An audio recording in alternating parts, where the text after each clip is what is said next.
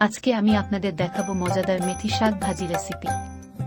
এজন্য আমি এখানে পেঁয়াজ কুচি, কাঁচামরিচ, ছোট চিংড়ি এবং চিংড়ির মাথা বেটে নিয়েছি। আর এখানে নিয়েছি পেঁয়াজ পাতা, সাথে মেথি শাক তো অবশ্যই থাকবেই। চলুন শুরু করা যাক। প্রথমেই আমি প্যান গরম করে তেল দিয়ে পেঁয়াজ দিয়ে দিব। এবার পেঁয়াজ পাতাগুলো দিয়ে দিব। অল্প পরিমাণ হলুদ গুঁড়া আর বেটে নেওয়া চিংড়ির মাথা দিয়ে দিব, সাথে চিংড়িগুলোও দিয়ে দিব। ভালোভাবে নেড়ে সবকিছু মিশিয়ে দিব।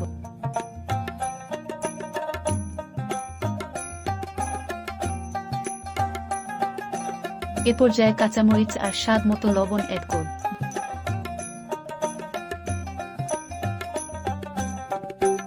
ভালোভাবে মিশিয়ে নিয়ে মেথি শাক অ্যাড করব।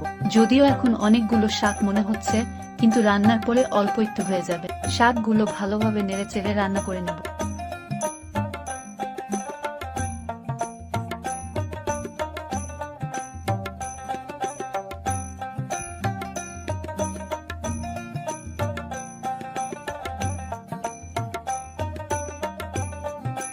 যখন এরকম হয়ে যাবে বুঝতে হবে রান্না হয়ে গেছে, নামিয়ে নেব